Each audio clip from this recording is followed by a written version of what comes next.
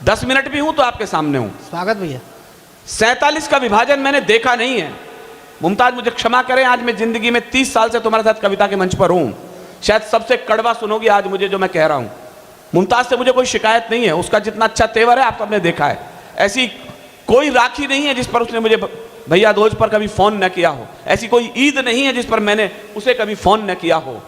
लेकिन 15 दिन पहले जो हिंदुस्तान की तस्वीर देखी, माफ कीजिएगा, इतना आगजनी की घटनाएं मैंने कभी नहीं देखी, मैंने अखबारों में भी नहीं पढ़ी।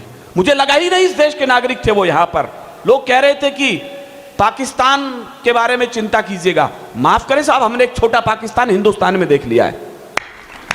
मुझे सच कहने और सुनने वाले लोगों की तालियां चाहिए, जो झूठ सुनना चाहते हैं वो जा सकते हैं। मैं बहुत कड़वा बोलने वाला हूं, आज मैंने पहले मुमताज से माफी मांग ली है। आपने कभी सुना है कि जैन मंदिर से निकली हुई भीड़ ने कहीं आग लगा दी हो?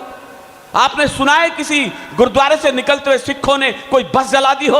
आपने सुना है किसी हिंदू मंदिर से निकले हुए लोगों ने टायर जला करके आग लगा दी हो? मैं दुख के साथ सूचना दे रहा हूं, शर्म के साथ सूचना दे रहा हूं, जुम्मे की नमाज अदा होने के बाद हाथों में पत्थर लेकर के ये शांति दूत कौन से इस्लाम का संदेश दे रहे हैं इस देश के अंदर? वाह वाह वाह वाह वाह वाह। मुझे आपके हाथों में तालियां नहीं, चिंगारियां चाहिए सर। बढ़िया विनीत भाई। सांप जब तक आस्तीनों के न मारे जाएंगे, मैं इस सोए हुए कवि सम्मेलन में ऊर्जा जगा रहा हूं। सांप जब तक आस्तीनों के न मारे जाएंगे, हौसला कितना भी हो, हम जंग हारे जाएंगे। और अब मुझे आपकी या तो 100% ताली चाहिए, हुटिंग चाहिए। सांप जब तक आस्तीनों के न मारे जाएंगे, हौसला कितना भी हो, हम जंग हारे जाएंगे। और दुश्मनों के संग तो हम फिर करेंगे फैसले, पहले घर के जाहिलों के सर उतारे जाएंगे, पहले घर के जाहिलों के सर उतारे जाएंगे। पूरा भारत सुलग गया था हिंसा के अंगारों में। मैं ताजा लाइन पढ़ रहा हूं तो मुझे ताजा तालियां चाहिए आपकी कि पूरा भारत सुलग गया था हिंसा के अंगारों में। गली गली में आग लगी थी कुछ उन्मादी नारों से, गली गली में आग लगी थी कुछ उन्मादी नारों से। आधा मेरी भाषा पर ध्यान देना, मैं क्या बोल रहा हूं। आधा भारत भटक गया था मजहब वाली गलियों में, आधा भारत भटक गया था मजहब वाली गलियों में। बस कानून नजर आता था बंदूकों की नलियों में, बस बंदूक की नलियों में। सारी वर्दी भीग गई थी अपने खूनी छींटों से। शांति दूत उत्तर दे देते केवल पत्थर ईंटों से। शांति दूत उत्तर देते थे। हम जहां भी गए, वीडियो देखिए आप, आग लग रही है, पकड़ लो। हम तो शांति प्रदर्शन कर रहे थे, हम तो आग क्या तुम्हारे फूफा जी लगा के चले गए? यहां पर देशद्रोहिता के नारे 3-3 यूनिवर्सिटियों के अंदर लग गए और हम इस देश की जलती हुई तस्वीर देख रहे थे। ये जो देशद्रोह का अड्डा जेएनयू में अड़ा हुआ, यह भी मैं थोड़ी देर पहले भारत माता की जय के नारे लग रहे थे।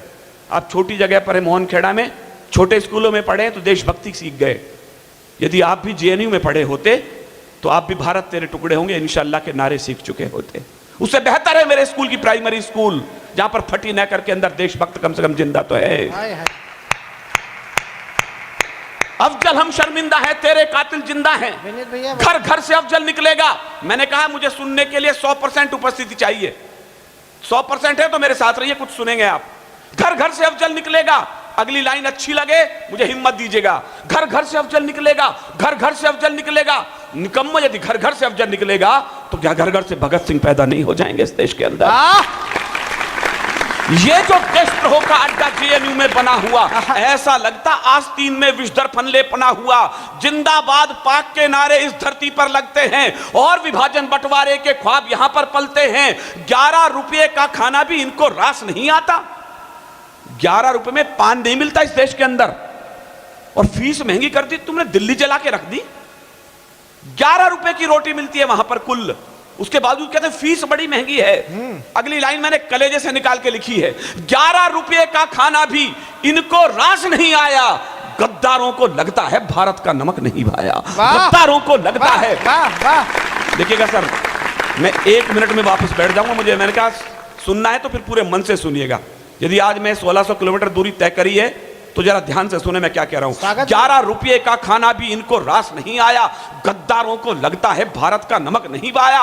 जो भी इनका साथ दे रहे, मैं कहने की हिम्मत कर रहा हूं, आप सुनने की हिम्मत पैदा कीजिएगा। जो भी इनका साथ दे रहे भारत के अपराधी हैं, फिर चाहे वो येचुरी हो या फिर राहुल गांधी है, वाह! फिर चाहे वो येचुरी हो या फिर राहुल गांधी है, फिर चाहे वो येचुरी हो या फिर राहुल गांधी है। बहुत सह चुके अब न सहेंगे, बहुत सह चुके अब न सहेंगे। इन सारे मक्कारों को अफजल वाली राह भेज देंगे, सारे गद्दारों को अफजल वाली राह भेज देंगे, सारे गद्दारों को। जिन लोगों ने देश जलाया, अंतिम लाइन सुनिएगा, मेरे पास इसके अलावा कोई चारा भी नहीं है।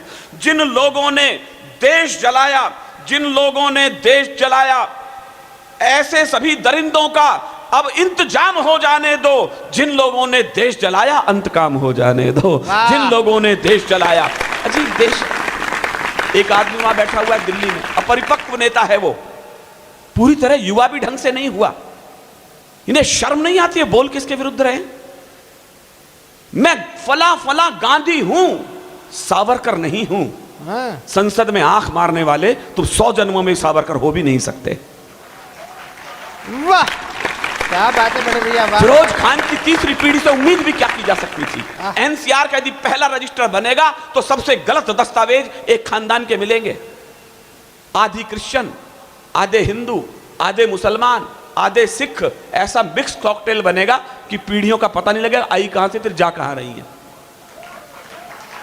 वो कह रहा है सियासत का नशा सिमतों का जादू तोड़ देती है। आपकी तालियां थप्पड़ की तरह पहुंचे दिल्ली में। विनीत चौहान बोल क्या रहा है? सियासत का नशा सिमतों का जादू तोड़ देती है, हवा उड़ते हुए पंछी के बाजू तोड़ देती है। और सियासी भेड़िए थोड़ी बहुत गैरत जरूरी थी, तवायफ तक किसी मौके पे घुंघरू तोड़ देती है, तवायफ तक किसी मौके पे घुंघरू तोड़ देती है।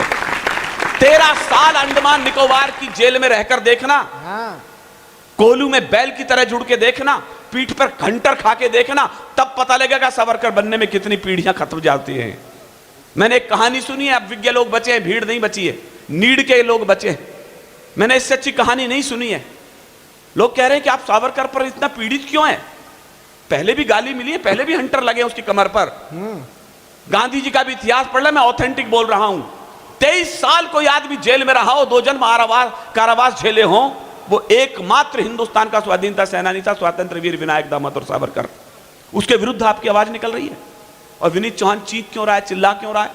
शशि भैया, एक छोटी सी कहानी मेरे जहन में। स्वागत भैया। एक बार सोने और लोहे की बातचीत हुई। सोने ने लोहे से कहा, लोहे तू लुहार के घर पिटता है, मैं सुनार के घर पिटता हूं। समझदार लोगों, अपनी खामोशी तोड़ना, इस देश के समर्थन में खड़े होना। कौन लोग निकम्मे बोल रहे हैं, किनके विरुद्ध बोल रहे हैं? तो ये कलम चिल्ला रही है, दिनकर का बेटा बोल रहा है। सोने ने लोहे से कहा, लोहे तो लुहार के घर पिटता है, मैं सुनार के घर पिटता हूं। लेकिन लोहे तो चिल्लाता बहुत है, पिटते समय चीख बहुत करता है, आवाज बहुत करता है। मैं तो नहीं चिल्लाता सुनार के घर। जो सुनार सोने को लोहे ने उत्तर दिया, वो मेरा दर्द है, हर देशभक्त का डर है। लुहार से पिटते हुए लोहे ने सोने से कहा, सोने तू जिस हथौड़ी से पिटता है ना, वो रिश्ते में तेरी कुछ नहीं लगती, वो लोहे की होती है।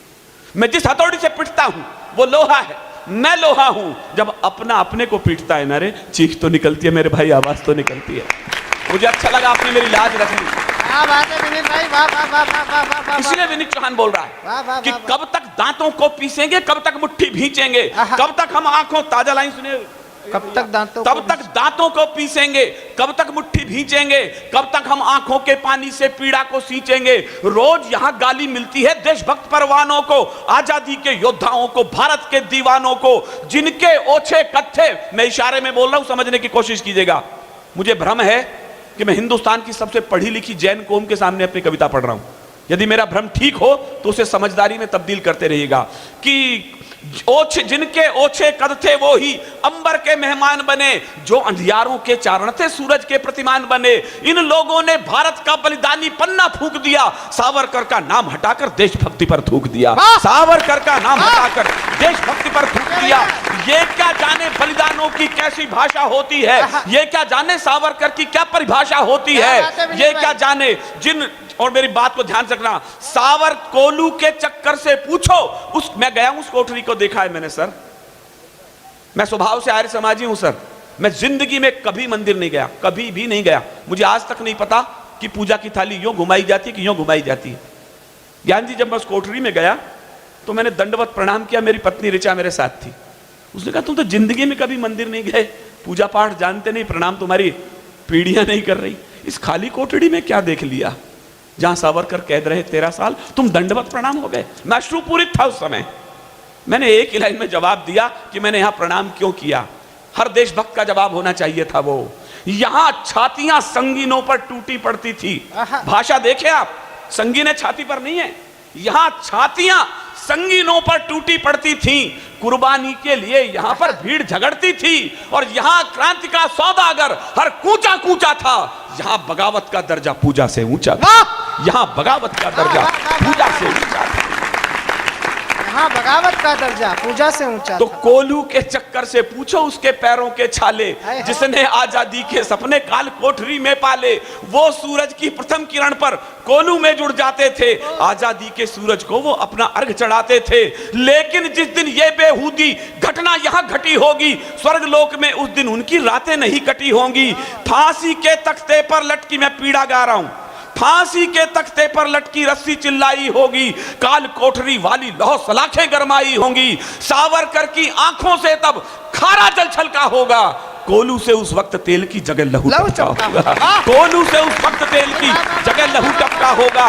लेकिन कायर राजनीति ने वो लहू भी चाट लिया। वोटों की खातिर संसद ने युग पुरुषों को बांट दिया। वोटों की खातिर संसद ने युग पुरुषों को बांट दिया। हमने बोल नहीं। और मैं क्या कहना चाहता हूं, 3 महापुरुष हैं जो इस देश को याद नहीं आए। क्यों नहीं आए? कारण मैं बता रहा हूं। हम आजादी मिलते ही सब अपने मद में फूल गए। शास्त्री वीर सुभाष विनायक सावरकर को भूल गए, क्योंकि इनके नामों से तो वोट नहीं मिल सकते थे। इनको याद दिलाने से तो सिंहासन हिल सकते थे। हमने मोल नहीं पहचाना राजगुरु की फांसी का। हमने कर्जा नहीं चुकाया अब तक रानी झांसी का। मुझे बोलते शर्म आएगी, आपको सुनते हुए शर्म आएगी। इस देश ने ये दिन भी देखे। हमने मोल नहीं पहचाना राजगुरु की फांसी का। हमने कर्जा नहीं चुकाया अब तक रानी झांसी का। बिस्मिल जी की बहन मर गई, झूठे कब धोते धोते। और यहां दुर्गा भाभी ने दिन काटे रोते रोते। और यहां दुर्गा भाभी ने